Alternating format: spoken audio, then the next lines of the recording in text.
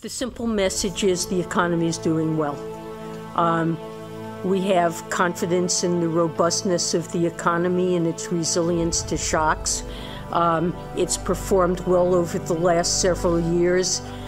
We've created, since the trough in employment after the financial crisis, around 16 million jobs. The unemployment rate has moved way down, and many more people feel optimistic about their prospects. The simple message is the economy is doing well.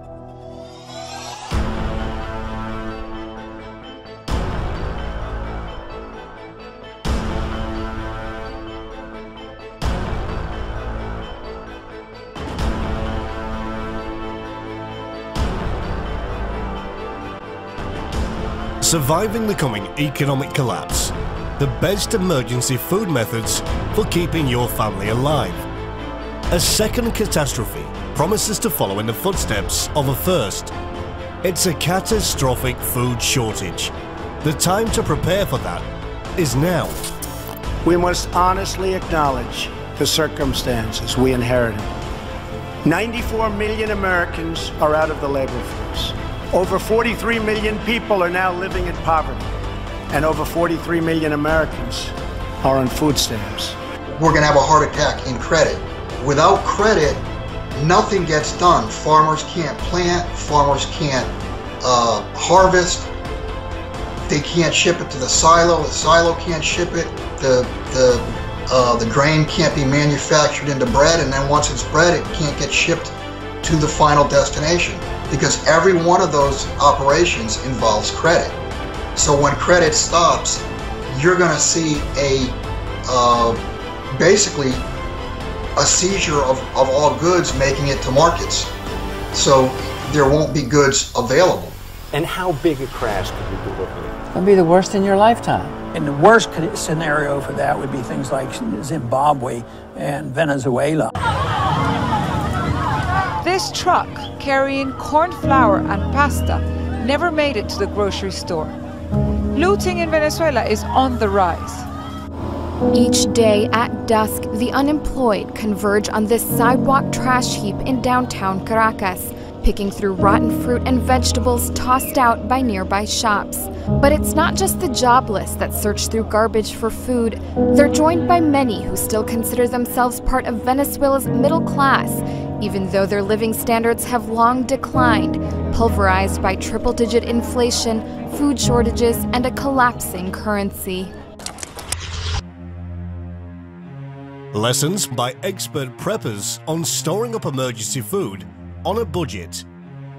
Emergency foods are something that families, church and relief organisations, schools, institutions and food banks should be stocking up on nowadays, while it's still possible, while there's still food to be had. Our nation is sitting on a ticking time bomb, and we unfortunately cannot tell exactly when this bomb is going to finally detonate. But we can hear it ticking, louder with every passing year.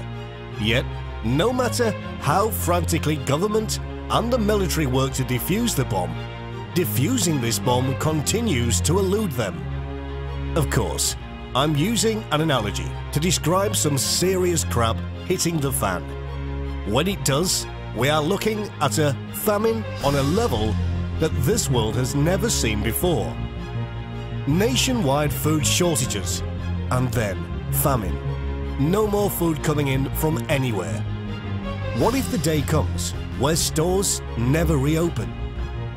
At the point where your survival food stores become exhausted. After several weeks following a collapse, you're either going to have to turn to begging for food or a very difficult and frustrating life trying to hunt, fish, trap or forage in the adjacent forests, called living off the land. But truly, only the adept, the knowledgeable and the experienced are going to be able to live off the land.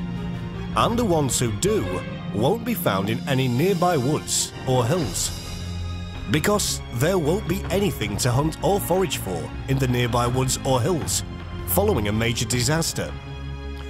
Wildlife is very sensitive to the presence of people. So, a large number of people fleeing into wilderness regions is going to send much of the wildlife fleeing for remote regions. It's these remote regions that the hunting can be good, but only the most adept are likely to make it that far, where there are no roads, where there may be rugged mountains and canyons and rivers to cross. There may be dangerous weather conditions to deal with depending on the season. If you can make it to a remote region, I'm talking really remote, it will be possible to live off the land, but it won't be easy. Are you just fine right where you're at? In a worst-case scenario, we may see martial law, a government collapse, a civil war of sorts.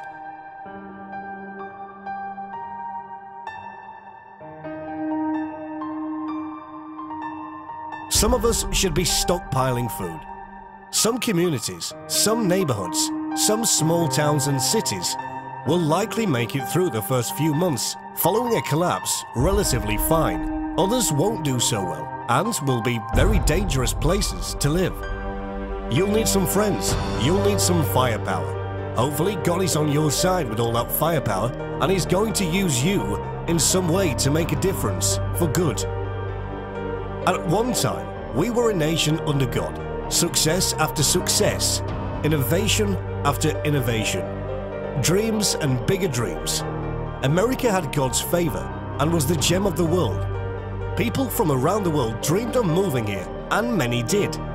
But today, America no longer has God's favor. We have become God's enemy. Not all, but a lot of us. How long will your emergency food last? If disaster struck today, how long would your stockpile last? Careful, it's a trick question. I'm not asking how long you would be able to live off your stockpile. I'm asking about the actual shelf life of the foods in your basement or pantry. Though you may have beans and cereal to eat, in theory can last 10 years or more, the way you store them can substantially decrease or increase that amount. In other words, you may have quite a bit of food in your pantry right now that is less than a year until it expires.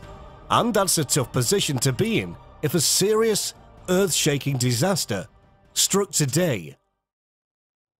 The scoop on emergency food storage, extending the shelf life of several foods.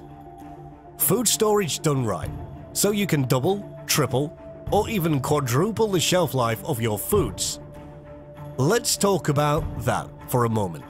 It all starts with the 5 food storage enemies: oxygen, moisture, temperature, light, and pests. The 6th one is time, but there's nothing we can do about that except rotating our stash. Now, if you're looking to get 10, 20, or even 30 years of shelf life off your foods, you need to tackle all of these enemies, no exception. Extending the shelf life of grains, beans, and rice. These are some of the foods with a long shelf life. Preppers like to stockpile that are also cheap. However, not all varieties are worthy to be in your stockpile. For example, Cheerios and other breakfast cereals you typically buy at the supermarket have a shelf life of 6 to 8 months. Processed cereals have many refined and hydrogenated oils in them.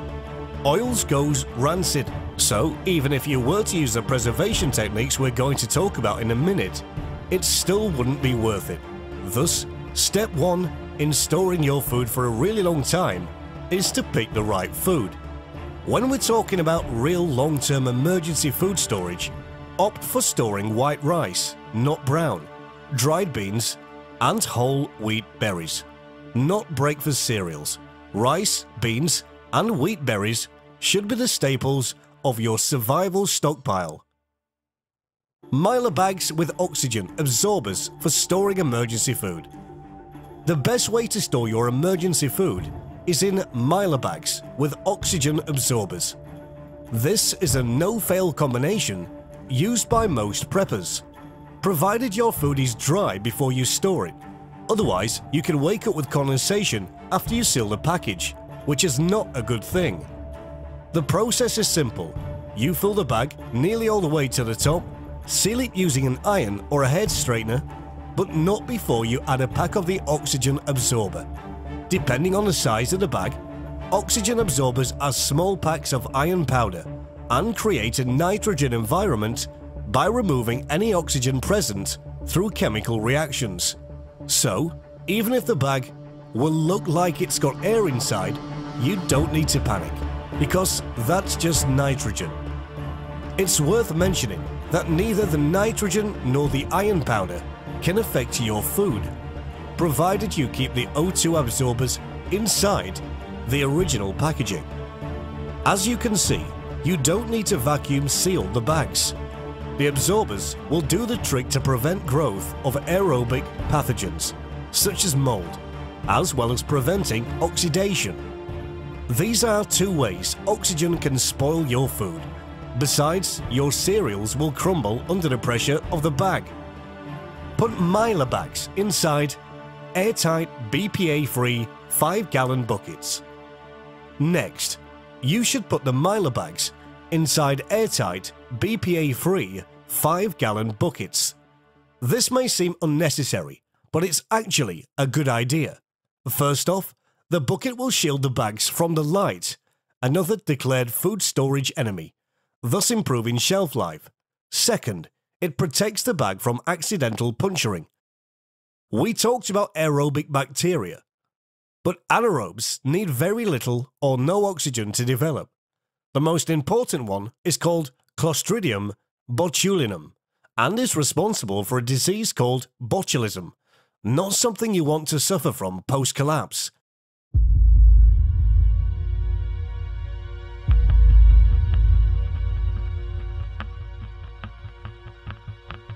Clostridium botulinum produces one of the most powerful neurotoxins that paralyze their host neuromuscular junctions.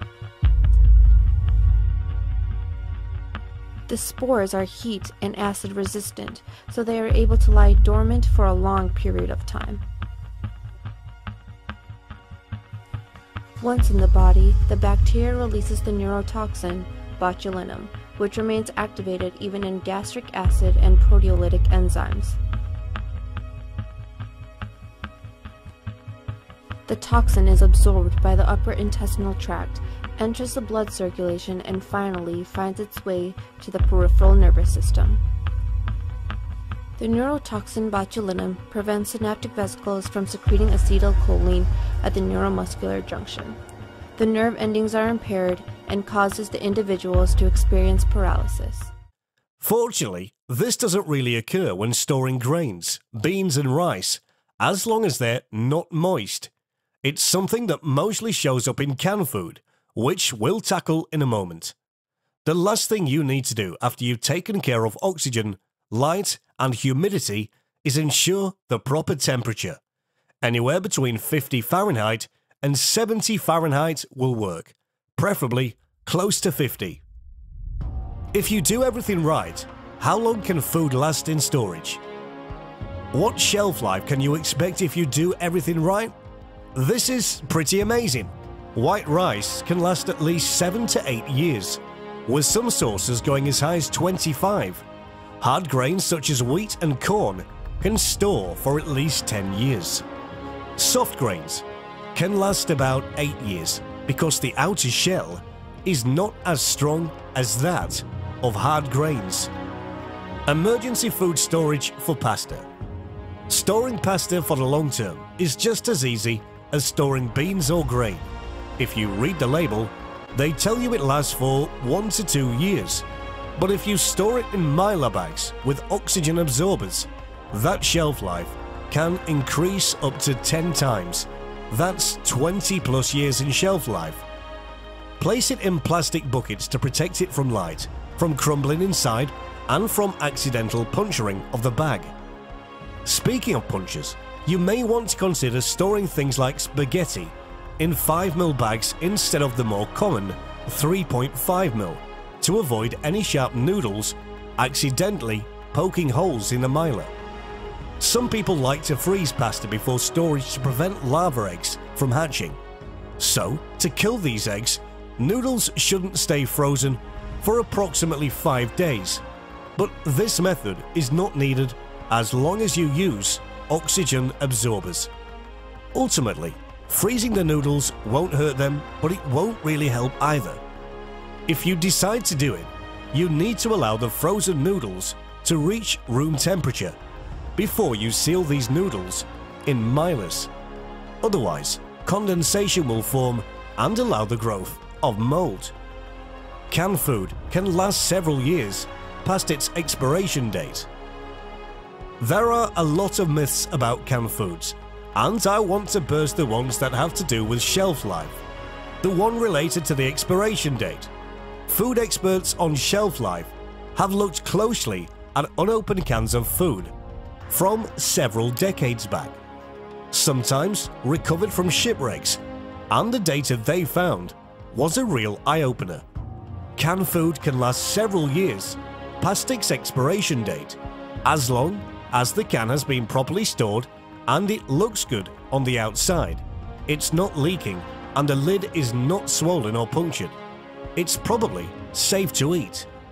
You still have to check for suspicious smells, but there have been reports of canned food that was safe to eat even after 30 or 40 years. Nevertheless, plenty of people have reported being absolutely fine after eating canned food past the expiration date. Of course, you need to give your cans the same conditions you do to your beans and rice. Keep them in a cool, dry, dark place away from moisture.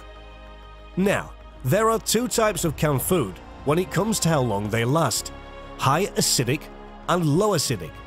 The USDA guidelines tell us that high acid food, canned fruit or pickles, can last up to 18 months, while low acid food, canned meat, beans, corn, potatoes, etc., up to 5 years. The acid in these cans contributes to the deterioration of color, texture, and nutrients over time, of course. As mentioned earlier, if the can looks, smells, and tastes okay, you can ignore the expiration and the best buy dates. In a post-collapse, you might not have a choice anyway. Extending the shelf life of peanut butter. Peanut butter is jam-packed with calories and can last a long time if properly stored. But there's a catch. It's full of oils and, as previously said, oils go rancid over time. It depends which type of PB you're storing, because natural peanut butter only lasts a few months, while smooth and crunchy can last up to a year. To improve its shelf life, you need to keep peanut butter tightly sealed and in a cool, dry, dark place. You should also store it in a glass rather than a plastic jar to increase longevity even more. The alternative to PB is powdered peanut butter, which should store for at least 5 years, closer to 10 actually, and it's good for another year after you open it. That's considerably longer than traditional peanut butter. Food items with an indefinite shelf life. You've probably heard that honey has an indefinite shelf life.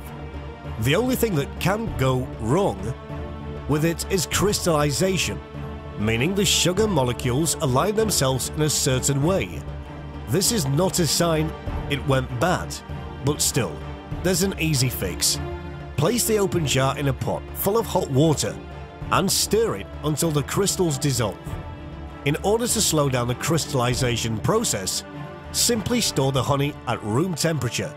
Since most of your foods need to be in cool places, you can keep honey in your kitchen or pantry, where you probably have more space. The other items with an indefinite shelf life are salt, sugar, and molasses. But the one thing you should do is keep them away from moisture. It's common for basements to develop mold due to poor ventilation. So the two options you have are to either install a fan, if your basement has windows, a dehumidifier, which unfortunately will incur electricity costs, or use some of the other recommended options depending on how bad things are. The shelf life of seeds. No long-term survival plan is complete without the seeds that will allow you to start a garden once the dust settles after a collapse. In a worst-case scenario, especially those who live in heavily populated areas, that may mean a long and difficult evacuation from a disaster-struck region. The good news about seeds is that they don't take up a lot of space and you can transport them with relative ease when the time is right. Plant that garden finally. The most important thing to seed storage is to keep these seeds dry. Moisture is the biggest enemy, but fortunately, one you can easily defeat. Keeping your seeds in a cool, dry place should work. And don't forget to add desiccants to the container and seal them afterwards. Another thing you need to do is dry them before storage. If you don't want to use desiccants, you have other options, such as putting them in paper envelopes. Other options include storing them inside the fridge or the freezer, but if you're left without power in the next disaster, you're still going to use one of the aforementioned solutions. The shelf life of various seeds varies. Some people say they can last up to 100 years. They actually found seeds inside the belly of a frozen mammoth, meaning they lasted thousands of years. It's hard to say, but if you do it right, you can expect to get at least 5 years of storage life and a 70% germination rate. The ones that have the longest shelf life are bean, 2 to 3 years. Radish, muskmelon, cress, collards and cucumber, 5 years. Tomato, squash, turnips, eggplant, sorrel, cauliflower, Brussels sprouts and watermelon, 4 years each. But again, the life of a seed can increase if you do a good job storing them. Emergency food storage for your pet. How to store dry and canned pet food. There are essentially 2 types of pet food you can stockpile, and they're the same ones you feed your pets every day: dry and canned. Surprisingly, canned food lasts a lot longer than dry, because dry food has a lot of fat in it, which causes it to go rancid quickly. Dry food usually lasts a year, while canned food for 2+ years. If you're thinking of using oxygen absorbers with dry pet food, it might not work. You might wake up with mold rings around the absorbers, which will in turn spoil the entire bag, as several preppers have cautioned. The good news about storing pet food, though, is that there's no difference between survival food and what they regularly eat for your pet. The other good news is that pets can eat human survival food, for lack of a better term. For example, dogs can eat white rice, which we already know can last a lot longer if properly stored, being one of the most popular survival foods. As long as you store your pet food in a cool, dry, dark place, such as a ventilated basement, you'll surely get a lot more than the 1 or 2 years it's stated to last. How temperature fluctuations affect emergency food. Before we wrap this up, I need to address an overlooked aspect: fluctuations in temperature. We said earlier that some foods need to be stored at temperatures between 50 Fahrenheit and 70 Fahrenheit, but that's only half of the story. The other half is that you need to keep temperature variations to a minimum, because they too can negatively affect the shelf life. Even if you keep it within the interval at all times, fluctuations between 50 Fahrenheit and 70 Fahrenheit should be avoided. Why store up emergency food? So you can survive during a famine. In the modern age, with so many grocery stores and restaurants bustling with activity and low prices, sometimes high, or many common food items, it's hard to imagine what life would be like if suddenly it all came to an end.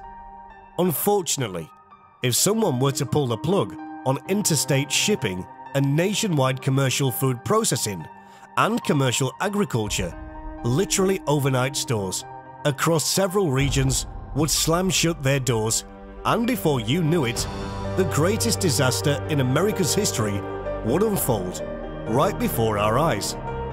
Famine, food shortages, long lines stretching possibly miles for a government handout, until the government closes its doors as well. Long lines seeking food at churches, that is, until churches run out of food. And soup kitchens. Soup kitchens, once popular with the homeless, but now attracting crowds of hungry and scared citizens and their families looking for food and also looking for a solution. But there won't be one. What about organizations like the Red Cross and Salvation Army? In some communities, in the first few hours and days, they may also be a source of food, but expect incredibly long lines. When or if food finally gets into your hands, unfortunately, it may not be something you really find that palatable. Food storage happens now, not later. It's a sad, unfortunate fact that there will be a day where tens of millions of people realize that so many signs about a coming catastrophe were all around them. But they were just too glued to their daily routines and complacency and stubbornness about life to notice. And it's not just the banksters at the top of the food chain preying on the consumers or the super elites at the head of our corporations. No, it's the rest of us also. The people that make up modern day nations caught up in what the Bible describes as carnal, worldly lives, with a complete disregard for God and His warnings about that coming wrath on the world to deal with its many evils and atrocities. Atrocities are committed somewhere on our planet on a daily basis.